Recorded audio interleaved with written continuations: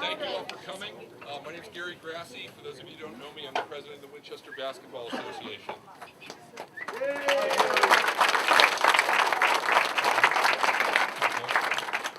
On behalf of the Bigelow family, including Nancy, David, and Stephen, Bob's sister Kit, and the other members, I should say, of the Bob Bigelow Memorial Fund Committee, we thank you for joining us here today at Manchester Field in Winchester.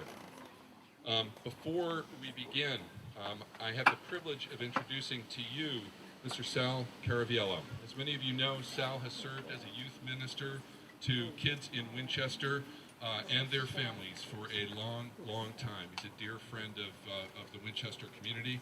We're grateful to have Sal here with us today to offer a few thoughts and a blessing.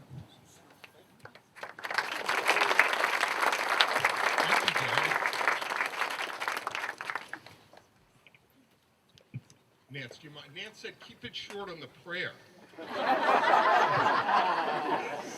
There's a longer story there. It's funny though. I'll spare you that. So what I am going to say is I'll start off just simply about my relationship with Bob. When I got into Winchester almost 30 years ago, and knowing that Bob Bigelow was here, and being a sports crazy guy that I am, here is a former professional athlete living in town, and then I'm at St. Mary's, and he's part of the St. Mary's parish family, and so I had those little stars in my eyes. But it's wild how quickly Bob the man, Bob the human being, dwarfed Bob the athlete. Yeah. And so what I want to say that it's similar to knowing, I don't know Jeff Bezos, but it's similar to not associating him with Amazon. Because this is what I wrote down, that Bob the human being ended up dwarfing Bob the professional basketball player. And that's saying something because that's the height of that professional career. You know, being a #1 draft pick in the country. So Bob the human being, Bob the loving husband, Bob the father, and Bob the community member ended up being how I looked at Bob over the final 30 years that I knew him here in Winchester. And on a really personal note, as all communities have struggled, say, under the umbrella of the mental health crisis, as we have and the rest of the country has, Bob became a trusted friend and a sage and a guide because he had been there and done that with his Just Let Them Play and the idea of how we really help kids around athletics. And so I know during a particular difficult time in my life here, Bob really was a comfort and a source of inspiration and a guide, knowing that he had been there already. He had already walked that walkway. He was already speaking about all those things that were so important to all of us, which is namely our kids, right? And so it was a real privilege for me to get to know Bob and to be here today and be asked to do a prayer. So very grateful for that. So I'll lead us in a prayer. Let us pray. Loving God, we thank you for giving us the gift of Bob in many forms. Loving husband, loving father, amazing community member, great friend, beautiful guide, and tremendous athlete. We thank you for the contributions and the efforts of so many good people in making this day a lasting inspiration and reality in Bob's name. These courts symbolize and they concretize so much of who Bob is. And more than anything, it allows all of us the opportunity to just play. Bless these courts and all who come in contact with them. Bless all whose efforts today contributed to this day. We especially cast a special blessing upon Nancy and David and Stephen, Noel, and Benjamin, and Kit, Sandy, and Ted as well. And we thank you for the everlasting gift of Bob. We say all of this in your holy name. Amen. Amen.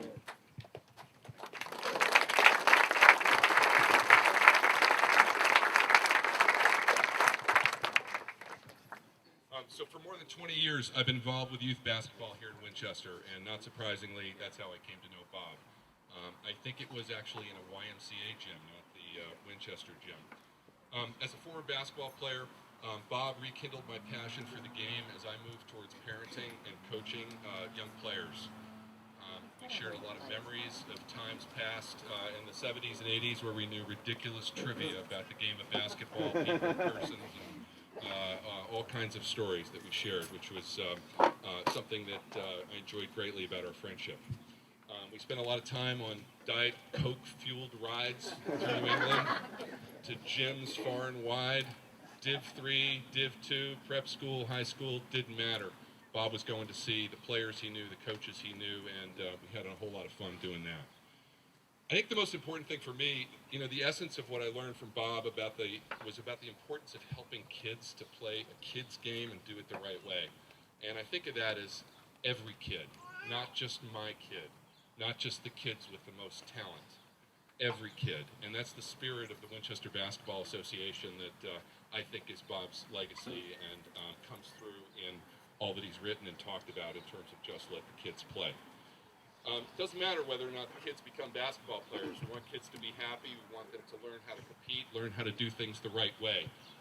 It wasn't about becoming the best basketball player.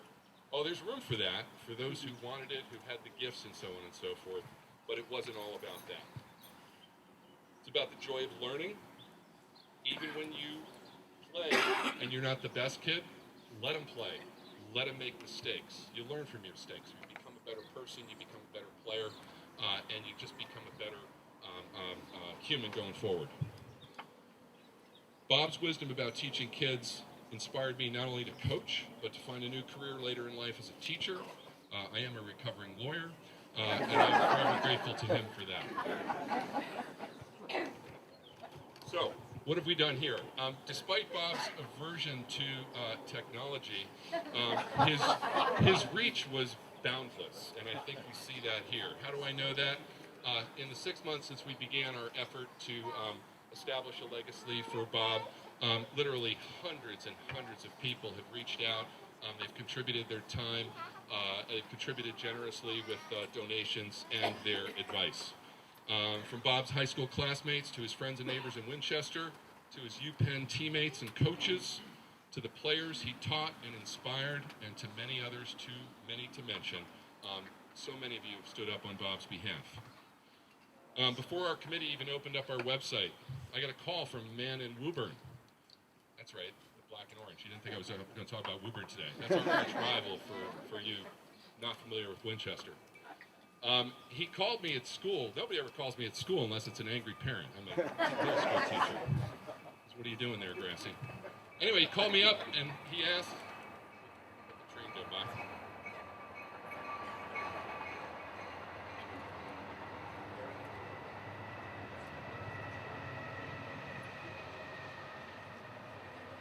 He told me a story about Bob 30 plus years ago helping his son learn to become a better basketball player at Woburn High School. It didn't matter to Bob whether it was Woburn or Wakefield or someplace far from here. He worked with his son. His son grew up to be an excellent player at Woburn, and then he went on to become the team manager at the University of Notre Dame, my alma mater, where he helped coach John McLeod. So Bob's reach goes far and wide.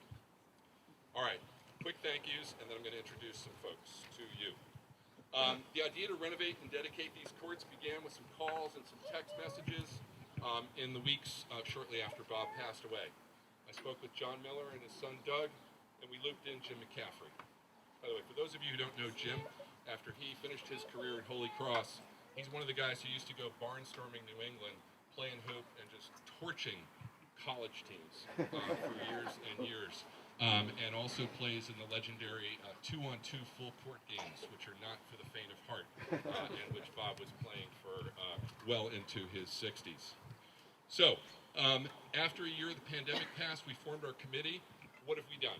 We've got 4 beautiful renovated courts here with a new surface, new glass backboards, a shade structure, and an endowed scholarship in Bob's name, which will live forever through the Winchester Scholarship Foundation. We thank them.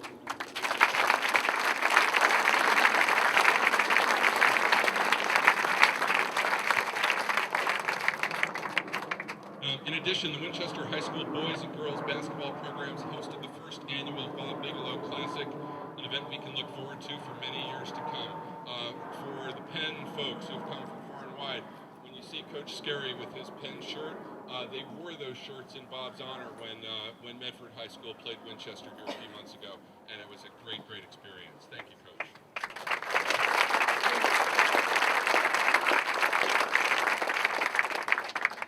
To my fellow committee members, the Winchester High School varsity coaches, John Fleming, Sam Mosley, Omar Lopez, Nicole Baltzer, Tom Gaither, Jim McCaffrey, and Maria Montoya, we thank you for your advice, your time, and your generosity.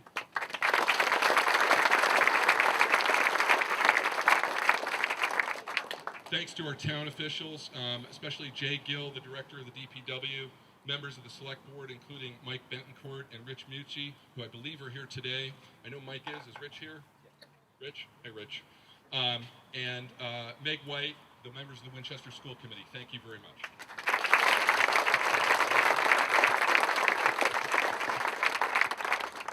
Because we're on school property, I had to go back to my law school thing and learn some new tricks about how the regulations work around here. Someone once told me the most difficult thing you'll ever do is try to donate money to your town. So we did that, and thank you to our friends for helping us navigate those waters. I now want to acknowledge John Miller and the members of his family, his wife Joan, sons Doug and John, daughter Mary, and their spouses for their advice and generosity.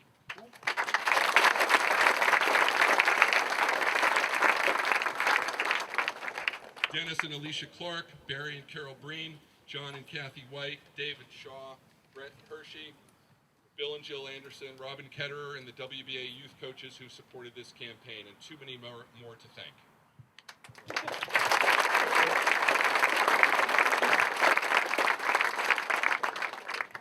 Finally, I want to thank Doug Miller in particular for his incredible generosity and devotion to the cause.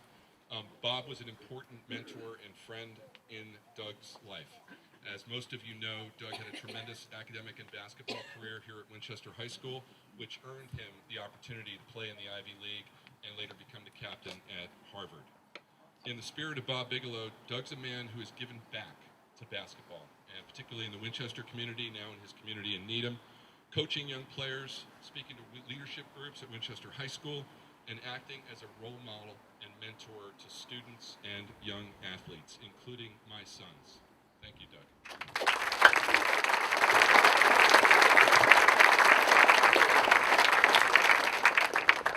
I think we call that paying it forward. So very simply, Doug has donated an enormous amount of his time, and I am most grateful personally, Doug.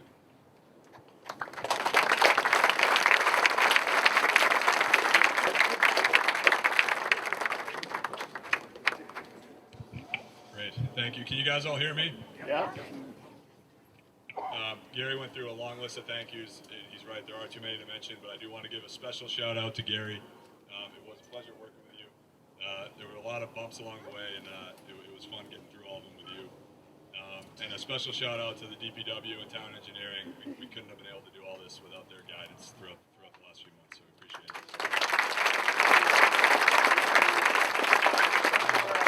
So, to try to describe all of Bob's positive contributions to the community would be a tall task. But one of the groups that's here today are those that Bob mentored through basketball. I'm only one voice among many in that group, so I'll do my best to share a few thoughts through that perspective. Bob was a great teacher about how to take ownership for your own goals and accomplishments, how to set and achieve your own standards, and how to develop disciplined habits to achieve those goals. And from my perspective, I think all that's connected to his philosophy to just let the kids play, and his long-time efforts to correct the way we coach youth sports. And Bob was a huge personality with immense appreciation for life that allowed him to do all of this effectively. He was a special guy, and he could connect with kids and parents and youth coaches to get them to engage a lot better than most of us can. And we need to learn that that's a lesson we should take away from Bob. And part of it, I'm sure, was his voice. There are so many of us that Bob helped, and I can't imagine many of us having that same positive experience with basketball or even sports in general without Bob's influence. He was a wonderful friend and mentor to all of us with unlimited generosity of his time to help kids and friends. I'll share a couple quick stories. So when these courts were open 20 years ago, there was a huge group of kids in attendance. And after the dedication, he asked about 30 kids if they wanted to play a game on the short hoops. Short hoops over there. And so they all looked at each other and started thinking about teams, and Bob just looks at him and says, okay, me versus you. And he made sure they had a lot of fun. Jimmy, you might have played. I don't remember. But Bob played for a while. We also played a lot of 2-on-2 full court inside McCall. Vandy French and the custodial staff were great letting us use that court over the years. We used to play each game to 7. It took me about 12 years to realize that we shouldn't let Bob keep score. Not because he was trying to win, but he just wouldn't let the game end. So lastly, Bob was one of those people that spearheaded building these courts 20 years ago today. A few others are here today, including my father and Jimmy McCaffrey and Jay Gill. And Winchester is blessed with various sports fields throughout the town. And it was a big deal to Bob to make sure we have a great place for our kids to play basketball too. And I'm not sure of any outdoor courts in Massachusetts that are nicer than these now. And we couldn't think of a better way to honor Bob. Thank you.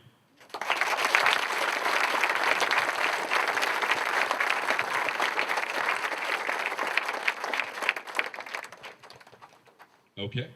I'm going to introduce our next round of speakers. First up, Bob's sister, Kit, will say a few words.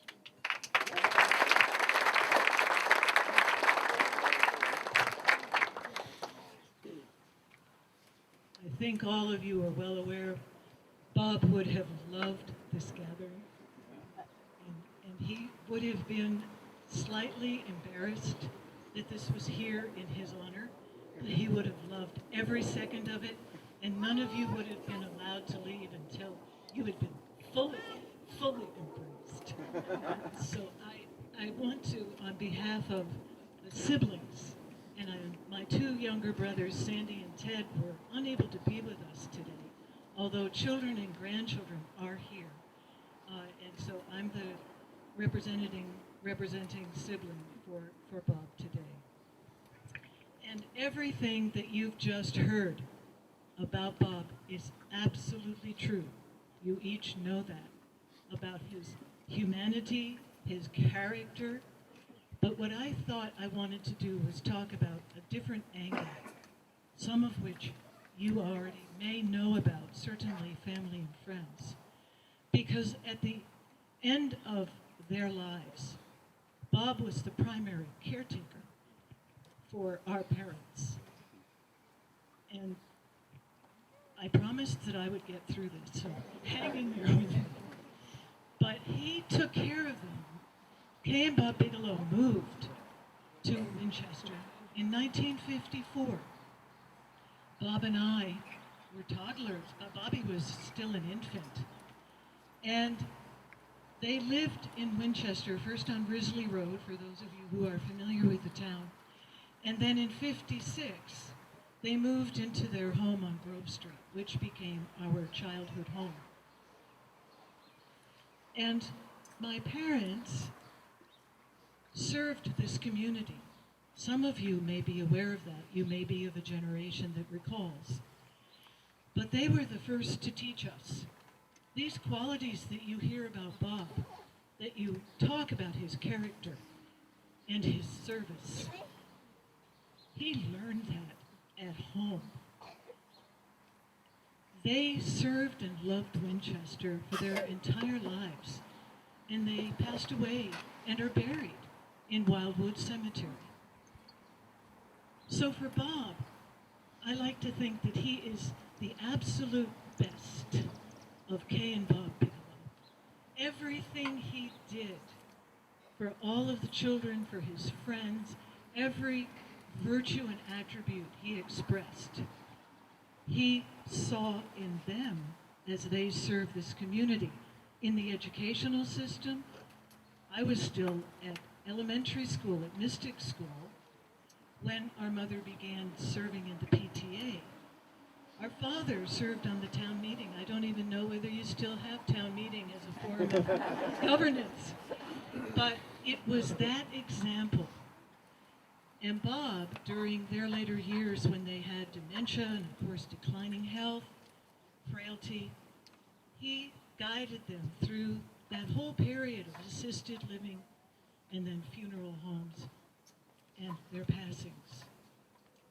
And so, as we look at these generations and we thank Bob for what he has done in our lives, how he touched us, what these courts will mean for those future children not even yet born, it is with tremendous gratitude that our family thanks Winchester, the Winchester Basketball Association, all the hard work of Gary.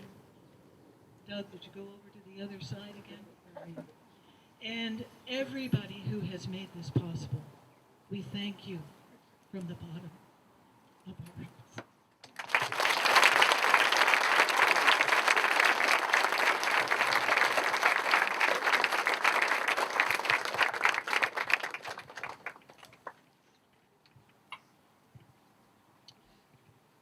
I'd like to now introduce Doug Natali.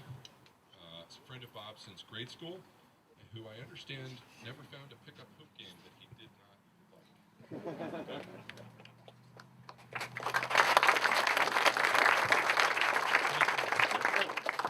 I'm not really used to standing in front of our audience this way, but I'll see what I can do. By the way, do you like these pants?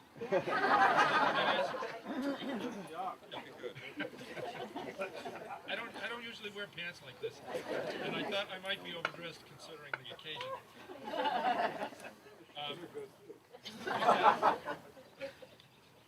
So in December, Bob's high school jersey was retired to celebrate his basketball achievements, which of course were terrific. However, some of us here knew Bob for over 50 years, since his youth in fact, and we remember celebrating life with Bob as our very good friend. The first time I heard the name Bob Bigelow, I think we were in 9th grade. I was at Lynch Junior High School, which is on the other side. I don't know if it's still called Lynch. And Bob was at McCall across town. It was probably 1968, another year of the Beatles, Vietnam, and political and social upheaval. But for us, we were just kids in school, largely shielded from the outside world, and we were getting ready to play a Lynch basketball game on our home court. In the week leading up to the matchup, Bob's name was spoken often in a way that struck a vague sense of foreboding in our hearts. And when I finally saw Bob on the court, he was truly fearsome. Maybe that's overstated. At age 14, he was fearsome. Taller, more athletic, and more skilled than anyone. And I believe McCall beat Lynch very handily on that day. The next I knew of Bob, we were in the old high school, this building, on Main Street, next to Manchester Field. I believe we met in Miss Jalowski's 10th grade French class. Bob, Chip Emery, and I were kind of the class wise guys. Or maybe Chip and I were the wise guys. Bob was just laughing, which made him a conspirator. So we must have struck up a friendship, because soon thereafter he started visiting our home, the Natali home on Stratford Road, up the hill here. As a 6-year-old, my sister Mary Ellen remembers Bob ringing the front doorbell. She'd never met him before, but she suspected this must be the Bob Bigelow that I, Doug, had been talking about, because who else was so tall? In that first meeting, Mary Ellen remembers a shy, quiet, and polite Bob Bigelow leaning his head down to ask if I were home. I don't recall how or when it happened, but gradually, or maybe suddenly, Bob started showing up at our home, either by himself or with Paul Horn. My sisters remember that Bob was friendly, sincere, and truly interested in knowing them and engaging them in conversation. A good talker and a good listener. Does that sound familiar, people? Can I get an amen on that? All right.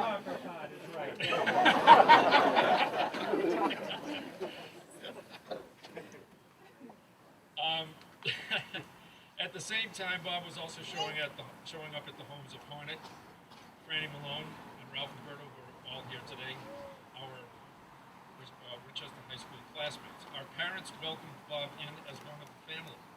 The attraction for Bob, I suppose, was the friendship, the lighthearted conversation, the joking, and probably the food. Bob liked to eat. Does that sound familiar? Can I get another amen? Amen. All right. At the same time, so on the day we moved from Winchester in the summer of 1973, there was Bob. This was a big event in our lives, moving from Winchester after so many years. He came to the house to wish us well, and he stood on the curb, alone, waving goodbye as the family car pulled away from 3 Stratford Road for the last time. I didn't remember that part of the story until my sister Joan reminded me a while ago, so imagine that. But fortunately, it didn't end there. In the coming years, we all kept in touch, and Bob visited my family many times in Baltimore and D.C., and later in Newton, Massachusetts. More conversation, more joking, and yes, more food. So I just want to tell a few brief stories that typify our friendship, and I think for those of you who knew Bob, these stories will ring true. I see Bob McCabe out there. Andy. Years ago, I drove an old black Plymouth. It was a hulk of a car. It was temperamental and unreliable. And on hot days, the engine would overheat. And if you shut the car off, you'd have to wait 30 minutes for it to start again. So I was at Bob's house on Grove Street one July afternoon. It was wicked hot and sunny. And for some reason, I needed to leave before the 30 minutes had elapsed. And the only way to get the car to go was to push start. So there was Bob with his bare hands on the trunk of the black car on a blazing hot July day, straining to push the Plymouth down Grove Street, a nearly flat surface, by the way, trying to build up enough momentum so I could run to the driver's side door, open it, jump into the driver's seat, and pop the clutch and get the thing going. I think we made several attempts at this maneuver before the engine finally jumped to life, and we may have been a quarter mile down Grove Street before that happened. Once it was running, I got out of the car and I went back to check on Bob. And he's standing there in the middle of Grove Street, staring at the palms of his hands, which by now had third-degree burns from the heat of the car, and he's half chuckling, and all he says is, "Damn, Douglas, damn." So, but there was no anger or impatience at all, no big deal for Bob. He was just being a good friend. In fact, the only time I ever remember Bob being upset with me was on the basketball court over here at Ginfield. It was probably a summer evening. Maybe we were 19 or 20 years old. And by the way, in those days, a lot of us would show up at the court in our street clothes and sneakers. That means no gym shorts. So we're wearing long pants. Except maybe for Bob, who by this time knew better. Anyway, Bob got the ball on a fast break. He's streaking down the court. He goes up for the dunk, and Doug decides to take the charge a few feet in front of the hoop. Keep in mind, I'm a foot shorter than Bob, and all I see is Bob's knees and thighs in my face. Bob pulls back the dunk and somehow manages to land on his feet out of bounds, luckily unhurt.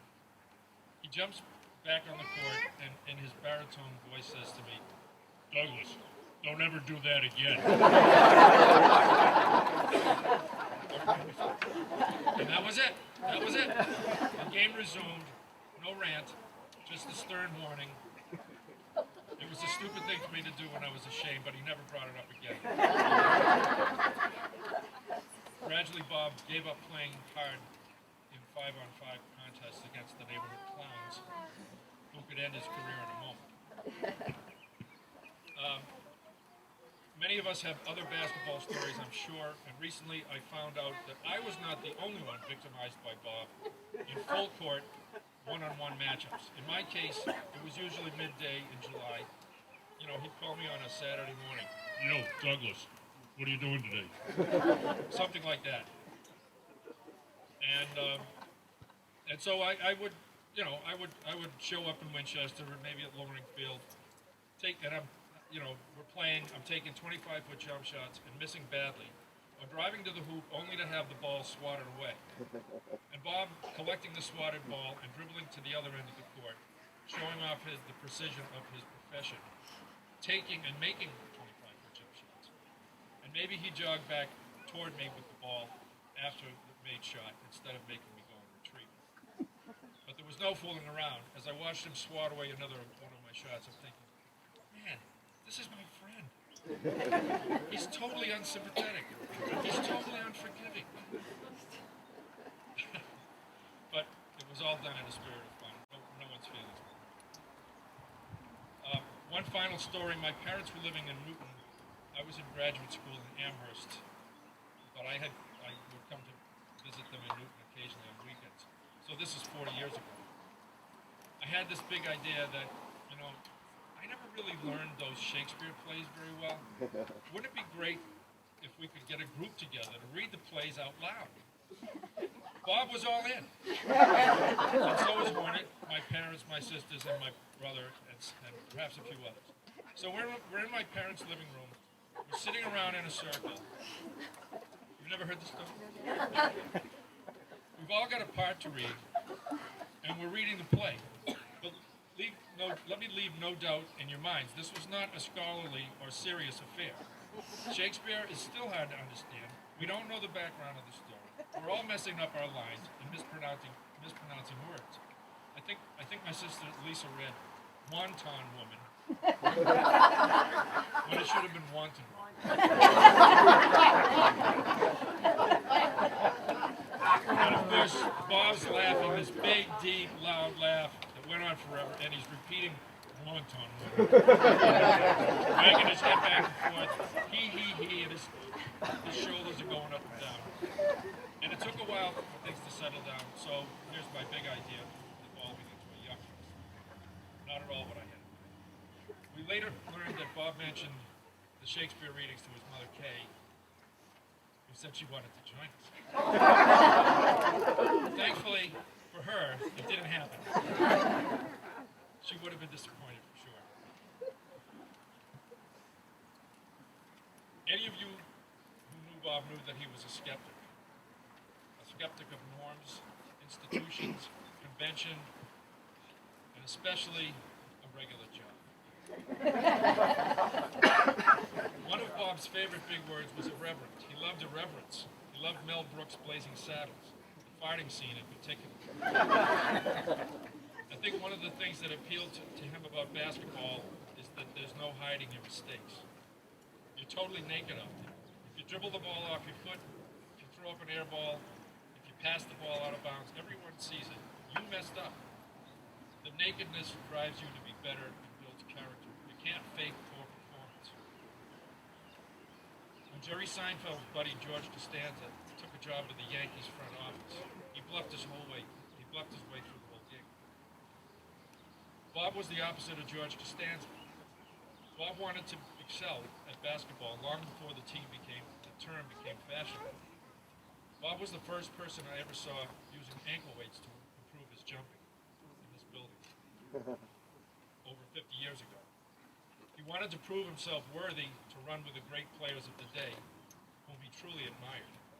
He wanted to be accountable. He wanted to be skilled. He wanted to succeed. No faking.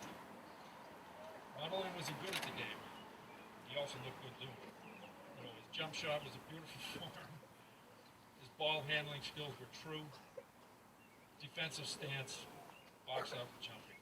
He looked good doing all those things. I mentioned the ankle. I'll wrap up in a second. I mentioned the ankle weights as a first, and here are a few other Bob firsts. He was the first one I knew who drank Gatorade, then a novelty. When his shot went up and the ball went through with nothing but net, he'd say, "Snip, snip," instead of the conventional swish. I don't know if snip was a Bob original or not. Not to quibble, but it sounded more like a snap to me. And Bob and I might have even discussed whether it should be snip versus snap. We were always talking about things of great consequence. And the last first, of course, Bob advocated to just let the kids play. Bill Walton has said that basketball is a celebration of life. Bob believed that. He celebrated life by playing basketball for close to 60 years and teaching basketball for over 40. That's a lot of celebrating. He celebrated with countless teammates and friends. He celebrated with so many young people that he taught generously. A life well lived. We miss you, Bob. We really, really miss you. But I say this with a clear sense that you're still here with us, and you always will be.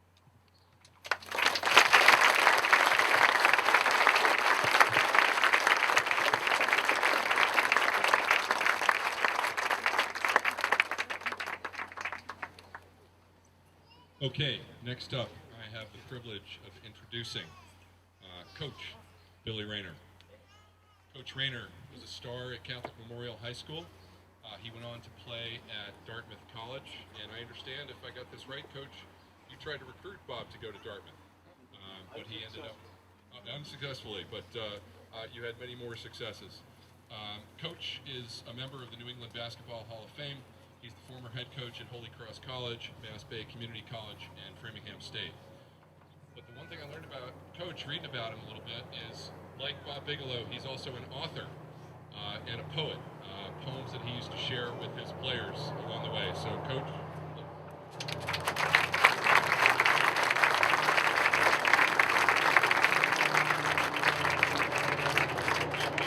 Thank you. What a great.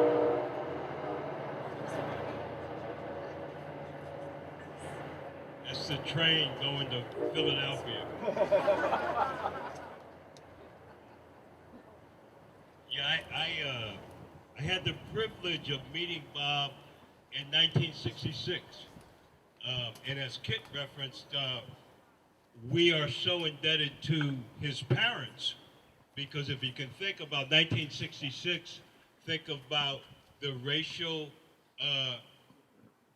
atmosphere that we had in this country, and here we were sitting in Winchester in the Bigelow's living room trying to convince Mr. and Mrs. Bigelow to let her son, who was probably 14 or 15 years old at that time, go to Roxbury on a regular basis.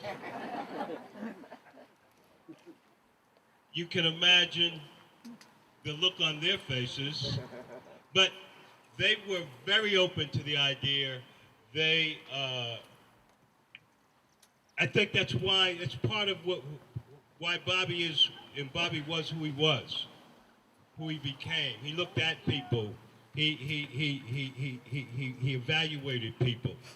So I met him in 1966, and we started a friendship that continued up until his passing. And there's so many great things about Bob, attributes that he had. And one of them, I am not going to try, I'm going to try to not emulate, and that's his ability to just talk on and on and on and on and on. He had a great capacity to capture the room, and you were in jail, let me tell you.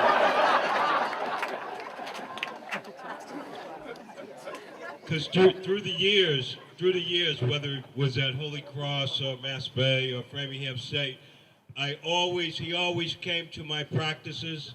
He always came to our games. And interestingly enough, as word of his passing filtered throughout my players, they all called me one to extend their condolences. But for me, what was striking was, they would go, "Oh, Coach, we had so many great conversations, man. After practice, he would grab me and take me aside, and he would share all of this, all of these stories and all of this knowledge and so on and so forth. And he would contact me after he left, and he maintained those relationships. And again, this is I had no awareness of any of those things. You know, I thought I had done a great job. I said, you know, Bobby's one of my best friends. He's graduating from Winchester. I know he's got an application into Dartmouth. We had recruited the year before this guy by the name of James Brown, who was a fantastic player out of New York. And I'm going, James, me, Bobby, oh, we're going to do some damage in the Ivy League. And he went to Penn. No, don't clap for that. Don't clap for that. Don't clap for that. But three things stick out to me about Bobby. Bobby loved teaching. And he was good at it. And right now, if he would see these young men with a ball, he would break them up and he would get them into lines and he would. But when you watch somebody teach, it's one thing. When you watch somebody who is good at what they do and who loves what they do, that's another thing. And you could just see the pure love that he had in being able to share his knowledge of the sport and to share his passion for the sport, regardless. And he loved people. He loved people. It's just a great opportunity to view somebody who loves not only what they do, but the people they're doing it with. And there's always was great joy in watching Bobby be around the game of basketball. And the final thing I'll say about Bobby is he loved the game. You know, I say all the time, there are those players that like the game, and there are those that love the game. It's a part of their fabric. It's a part of, and they're able to share that love and that passion with other people and inspire them to grow and to change. And if Bobby was here right now,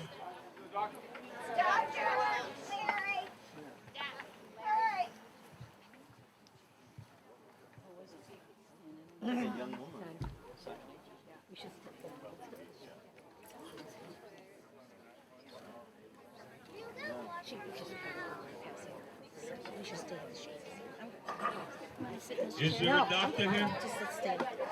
There is a doctor, great. Amy went over. Beautiful. Dr. Miller.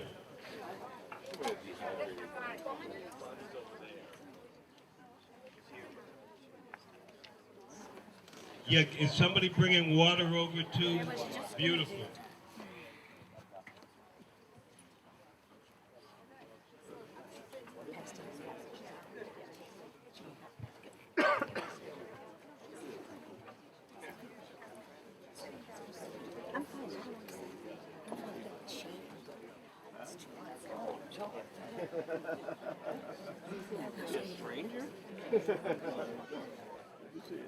Oh, are we now in front of you? Oh, I'm sorry. Oh, were we in your way? Not the whole time.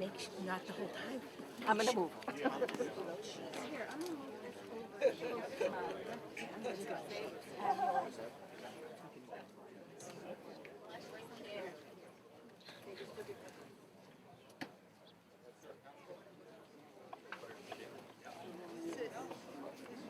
Well, it looks like the young lady is drinking some liquid. She's got some bottle of water over there.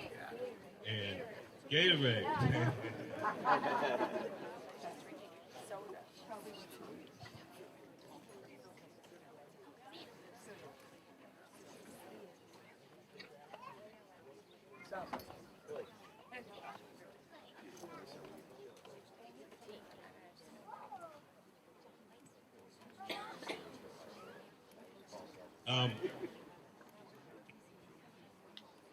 As you can imagine, I'm a little taken aback by the person fainting over there, and hopefully she is all right, and it's just a matter of having too much sun.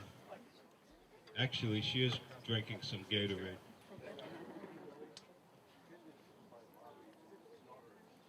What's that? That's his daughter-in-law. Oh, she's being attended by Bobby's daughter-in-law. So we know she's in good hands. But I just want to wrap this up.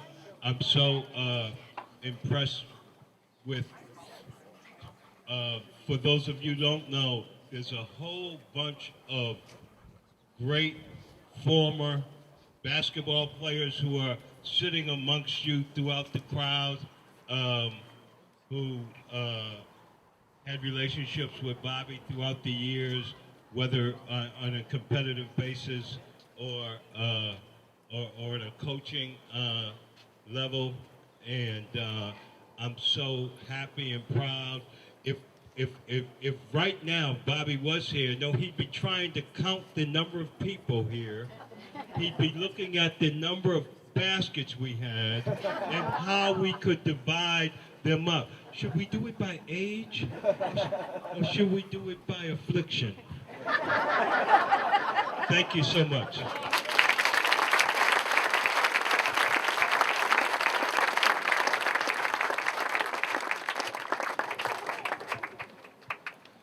Thanks, Coach. I now have the privilege of introducing Craig Littlepage. Craig Littlepage.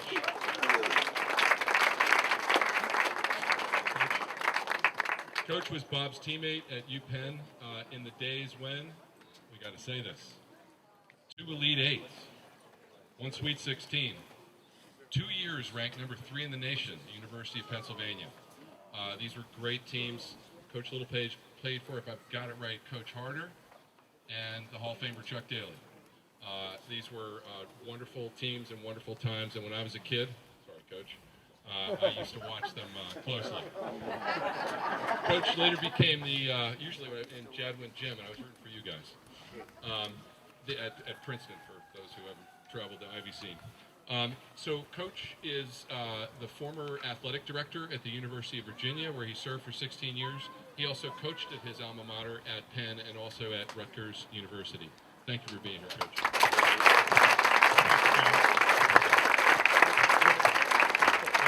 Let me say from the start that I will be short.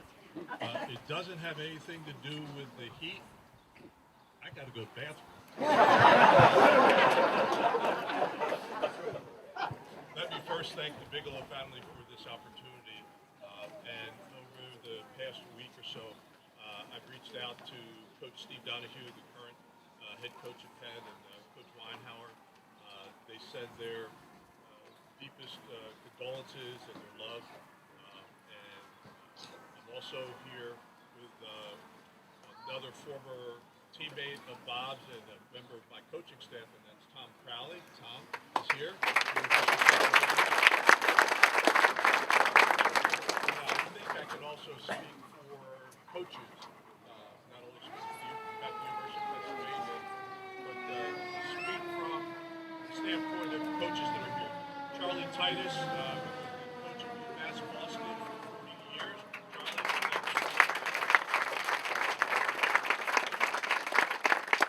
Coach Jimmy O'Brien, great player locally as well as coach at Boston College. Jimmy.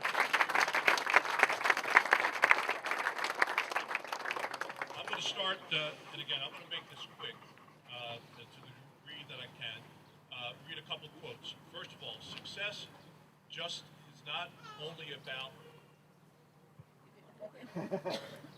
what you accomplish in your life. It's about what you inspire others to do. That's by Anonymous. And as I think about Bob, there are so many things that he did in his career. A lot of the focus is on his basketball career, how he played and where he played, et cetera, et cetera. But Bob was so much more than that. And I think that the true measure of one's legacy is not these things that you have achieved, championships and how many points you scored, but the true measure is what you've done for other people, how you have made others better, and how you have made the conditions around you better. Clearly, in each of those 3 categories, Bob was an absolute superstar. I first got to meet Bob September September of 1971, I was a junior at the University of Pennsylvania. Bob was a freshman, and we went into the Palestra, a group of us, to play some pickup ball. And I saw this guy out there on the court shooting jumpers, always fake left, go right, fake left, go right, fake right, go left, over and over again. The thing that stuck out about him was, first of all, he had this chest like the Incredible Hulk. That's how Bob appeared. He had that chest just sticking out like that. And the second thing was already referred to, that voice. And those of you that are in my generation might remember the singer, Barry White. If you closed your eyes, you would have thought that Barry White was in the Palestra. I'm just going to go through a few things that I think about when I think about Bob's legacy. He certainly was an extraordinary family man. Loved his family. He was a son, a sibling. He was a gym rat. And for those of you that don't know what a gym rat is, that's a positive thing. Okay? That basically means you could not get him out of the gym. Wherever there was a court, wherever there was a basket, whenever he had a ball, it was about basketball. He was a teammate. He was a friend. He was a talented speaker, a talented writer, author. He was an advocate. He was an entrepreneur, a leader, a mentor. He was so well respected by everybody with whom he interacted that he had an impact on you, whether you got to spend 2 minutes with him or 2 weeks with him. That was the essence of Bobby Bigelow. And I think it's appropriate that on this day, on this occasion, that this facility will bear Bob's name. Because he impacted generations. He impacted kids. He impacted parents. He impacted coaches. He impacted administrators. That impact was also felt in terms of the way in which he inspired this community. So he was more than just a great guy, and he was a great guy. He was a great husband, great dad, great sibling, great teammate. He was admired and respected in every circle in which he engaged. So I'm going to conclude, before I run to the bathroom, with another quote. Hopefully I can get it up here.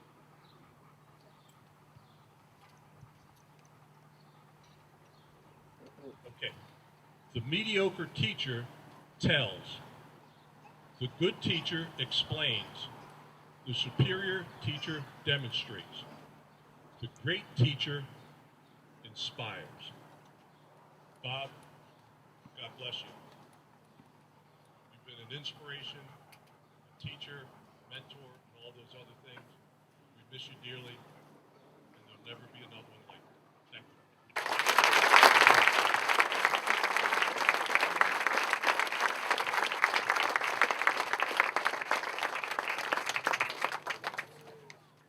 I'd now like to introduce Bob's son, David Bigelow.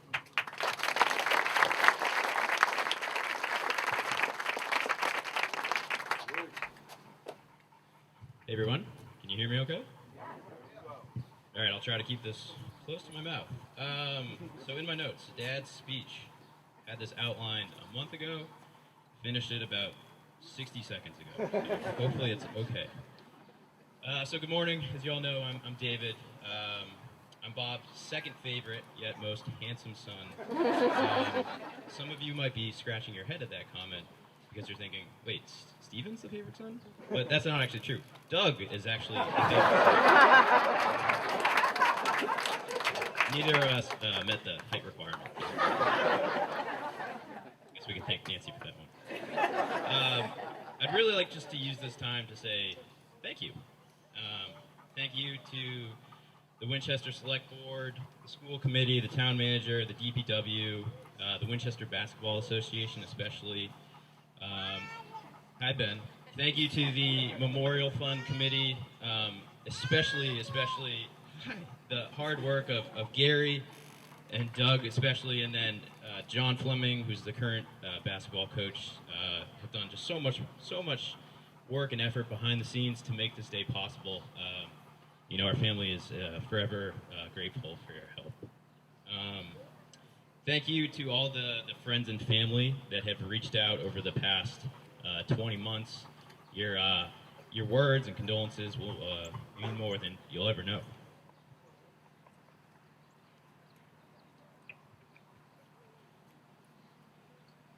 Thank you to my mom for always being there for me, and also for making this event possible to happen. And thank you especially for the genes that made it possible so that I do not look like my father. Thank you for my brother for helping take care of my mom and perform a lot of Dad's tasks over the past 20 months during COVID that didn't allow me to be here as much as I wanted. But I appreciate it so much. Thank you.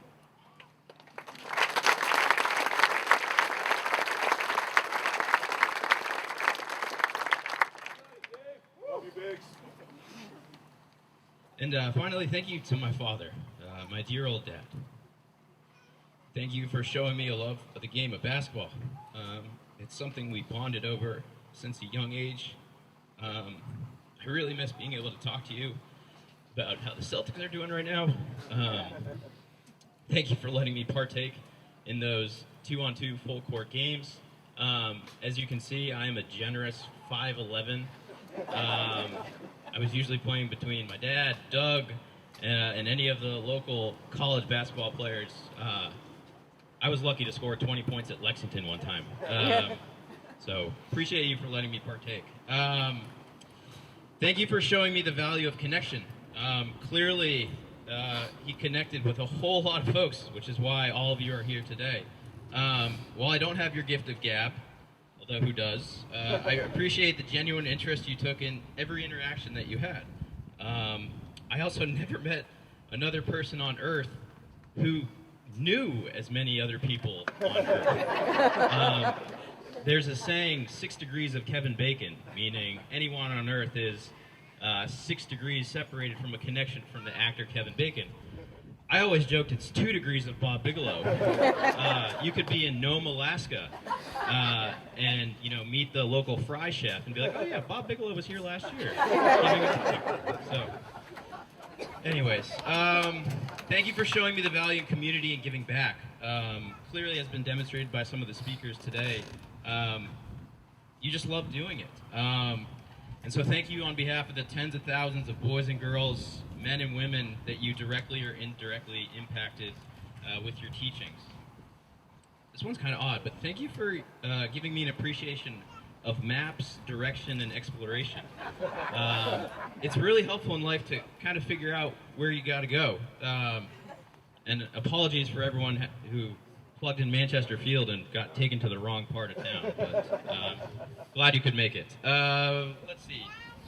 Hi, Ben, again. Thank you for showing me the joys in laughing and witty jokes. I'll never forget the way you laughed at even the corniest jokes while watching Whose Line Is It Anyway? Late at night with my friends. Thank you for demonstrating the absolute joys of parenthood. Pretty much all of my go-to moves with my son, Ben, I got from you. So, if anyone's ever been around him, that he does a classic. And it gets the kids to listen right away. Thank you for showing me the importance of family. I can only hope to one day have the ability to keep my children up to date on the happenings of long-lost cousins and relatives like he could. It's amazing the updates I would get on a weekly basis about, a cousin that I had never even heard of, yet was now running for president. Where was I? Thank you for showing me the value in learning. Your curious mind continues to make me smile. Whether it was asking folks random math questions, as Billy said, how many people do you think are here? How many steps do you think it takes to get to the high school from right now? Or odd questions like, do you know how many cities in the United States, or how many U.S. capitals have the word city in them? Someone can come to me with the answer later on and see if you got it right. Thank you for showing me how to enjoy life and not sweating the small stuff. It's clear where I got my nonchalance from, and so I'm forever grateful. Thank you for showing me balance. So I'm not sure how many of you knew this. My dad was actually a pretty avid reader and an avid newspaper reader. And every morning he would go out and get the Globe, the Herald, the Times, and the USA Today, because they all leaned, not to bring politics into it, but they all leaned left or right. And so we like to get different experiences and different words and different views on what was happening in the world and locally. Thank you for showing me how to be comfortable in your own skin, although you may have gone a little too casual. If he was here today, he would have taken the Bob Bigelow casual, directive seriously. Probably University of Florida visor, gas station aviators that were broken, a Jamaican bobsled t-shirt. Somehow he would have had an oversized turquoise snow coat just in case it rained, swishy sweatpants, tube slocks, and a pair of slip-on sneakers or, disintegrated Birkenstocks. That was him. But most of all, thank you for being my dad. I love you. I miss you. I know you would have wanted to be here right now just so you could talk to everyone, see how everyone's doing. And I just want to say thank you to my, because I missed it earlier, but I remembered in the middle of the speech. Thank you to my wife, Noelle, for the many therapy sessions, trying to process, what happened, and the love to help overcome it.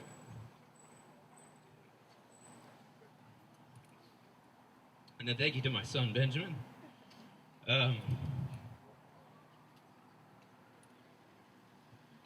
Ben was born 5 days before my dad's passing.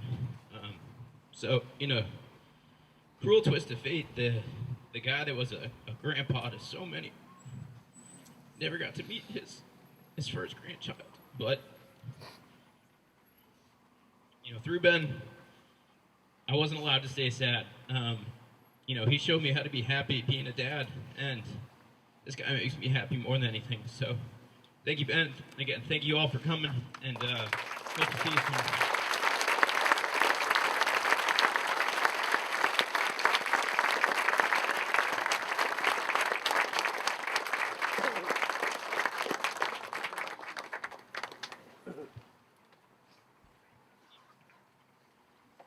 Thanks, David. So we're going to take a little turn here. We're going to just have a couple more things to say, dedicate the courts, and go forward. So what I'd like to do first is introduce Mike Bettencourt. Mike is a member of the Select Board of the town of Winchester. He has been instrumental in helping us to guide us through all the processes to get the work done here. Mike is also a basketball coach. He coaches in the WBA and has been a volunteer and has been great to the girls who play for him and to our program. And we're grateful to that too. And in that spirit of Bob Bigelow, who started the WBA, Mike Bettencourt. Thanks, Gary. Thanks, everyone. It's nice to see such a great group here today and large group. And on behalf of the town of Winchester and the Select Board, and Rich Mucci and I are here, and coaches, as Gary mentioned. I think when Gary mentioned they were putting this project together, I think my advice was get us involved as little as possible, because we need to get this done, right? And so it's great to see how quickly people responded, how much money was raised, how quickly the courts went up, and it really is a testament to Gary's leadership, the leadership of the entire committee that put this together, and really Bob's legacy. So just wanted to thank everyone involved and Bob's family. I'm also down here playing basketball pretty frequently myself, and one of the things that you notice is the intergenerational nature of this court. So there are kids that are taking their first shot on these courts, and you see that joy in their eyes, and that's Bob's legacy here. We could have raised money and built a giant gold statue here in honor of Bob, right?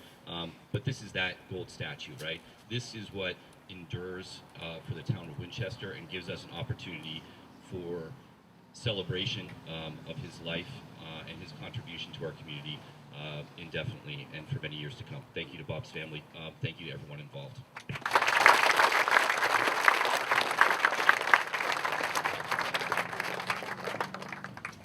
All right, to use a non-basketball analogy, I think I'm going to call an audible. So say a few words. Originally, I was going to ask us sort of all to move over towards that wonderful boulder that Doug Miller located in Lunenburg, somewhere like that. What we have over there is the place where we will ultimately have a bronze plaque, and a little more about that in a second. When we break up from here, we'll give folks an opportunity to go over there and visit that place as you will. So let me say this. The legendary Marquette basketball coach, philosopher, and wordsmith Al McGuire once said, "Most people think they must meet in a tavern or a restaurant." So for those of you who are old enough to remember Coach McGuire, you might know that he was the son of a tavern owner in New York City. But Coach went on to say, the nicest thing, I believe, is a park. If I were ever in a position to leave something, I'd like to leave a park, so people would have a means to enjoy that. It's something for all ages, and it stands the test of time. I think I'll always look at this place a bit like the park that Coach McGuire described. For years, I've watched thousands of people, young and old, enjoy this place while playing a kids' game. And I believe this place will stand the test of time and bring great enjoyment to many for many, many years to come. And thank you all.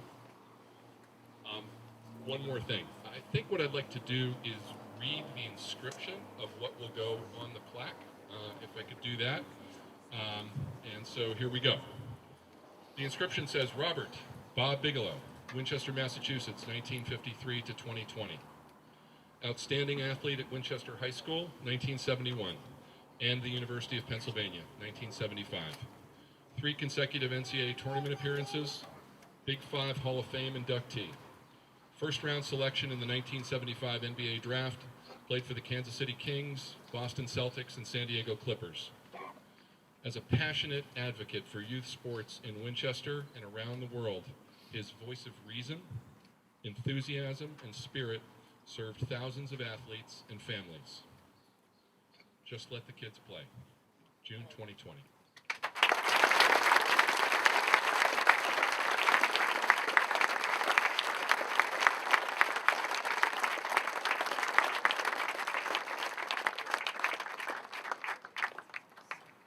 So I think I would like to let the family and others might want to walk over there, and then as others want to join around, enjoy each other's company.